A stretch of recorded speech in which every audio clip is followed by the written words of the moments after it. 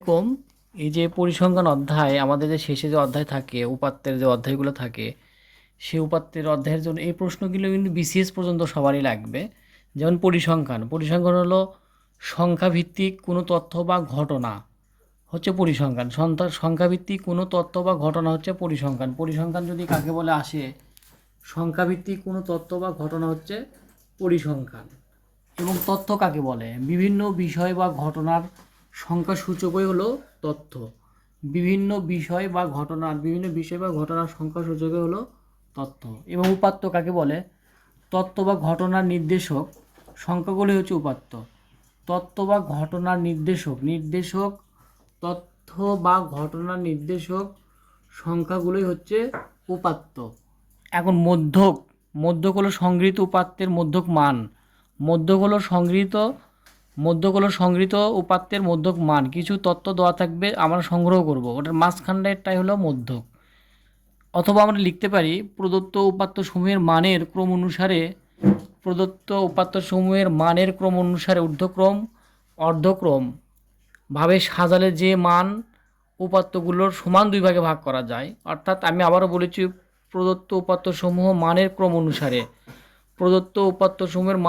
অনুসারে ঊর্ধ্বক্রম বা অর্ধক্রমে সাজালে যে মান উপাত্তগুলোর সমান দুই ভাগে ভাগ করা যায় তাকে মধ্যক বলে। এখন বিজোড় সংখ্যক উপাত্তের ক্ষেত্রে মধ্যকটা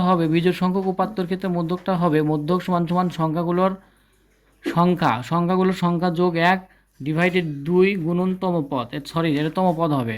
সংখ্যাগুলোর সংখ্যা যোগ 1 ডিভাইডেড 2 তম পদ। আর বিজোড় সংখ্যার উপাত্তক হবে মধ্যক। বিজোড় সংখ্যার ক্ষেত্রে মধ্যক হবে বিজোড় সংখ্যার উপাত্তের মধ্যক হবে মধ্যবর্তী সংখ্যা দুটির সমষ্টি, মাঝখানে দুটো পদের সমষ্টি ভাগ 2। আমরা অঙ্ক করতে গেলে এগুলো পেরে যাব। আর প্রচুরক হলো কোনো উপাত্তের মধ্যে যে সংখ্যা সর্বাধিক বার থাকে তাই হলো প্রচুরক। আবার দেখবেন কোনো উপাত্তের মধ্যে যদি কোনো সংখ্যা সর্বাধিক বার না থাকে তাহলে সেই সংখ্যার কোনো প্রচুরক নেই। কারণ তোমরা এই বিষয়টা বুঝ। এবং 6 নম্বরে বলা আছে বিন্যস্ত উপাত্ত সংগৃহীত উপাত্ত মানের ঊর্ধ্বক্রম বা অর্ধক্রমে সাজানো থাকলে তাকে বিন্যস্ত উপাত্ত বলে। অর্থাৎ বিন্যস্ত উপাত্ত হলো সাজানো থাকবে, আর অবিন্যস্ত হলো সংগৃহীত উপাত্ত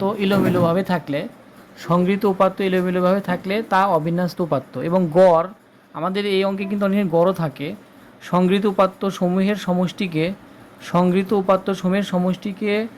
উপাত্তসমূহের সংখ্যা দিয়ে ভাগ করলে গড় পাওয়া যায়। অর্থাৎ সংগৃহীত উপাত্তসমূহের সমষ্টি যা হবে এবং উপাত্তসমূহের সংখ্যা দিয়ে ভাগ করলে আমরা গড় পাবো। তো গড়ের সূত্র দেওয়া আছে উপাত্তের সমষ্টি উপাত্তের সংখ্যা, তাহলে আমরা গড় পাবো। এবং পরিসর নির্ণয়ের সূত্র আছে। পরিসর আমাদের কিন্তু অনেক অঙ্কে পরিসর ছাড়া কিন্তু আমরা আয়তোল্লেখ বা চিত্র আঁকাতে পারবো না। পরিসর শ্রেণী সংখ্যা ছাড়া আমরা কিন্তু কি করতে পারবো না, পরিসর এবং শ্রেণী সংখ্যা ছাড়া কিন্তু আমরা কোনো গ্রাফ চিত্র আঁকাতে পারবো না। তাই বৃহত্তম সংখ্যা বিয়োগ ক্ষুদ্রতম সংখ্যা যোগ 1, আর শ্রেণী সংখ্যা হবে বৃহত্তম সংখ্যা বিয়োগ ক্ষুদ্রতম সংখ্যা যোগ 1 শ্রেণীব্যাপ্তি। এগুলো আমরা অঙ্কের মধ্যে পাবো। তো মোটামুটি এটুকুই। যদি আপনাদের ভালো লাগে অবশ্যই লাইক শেয়ার কমেন্ট আশা করছি।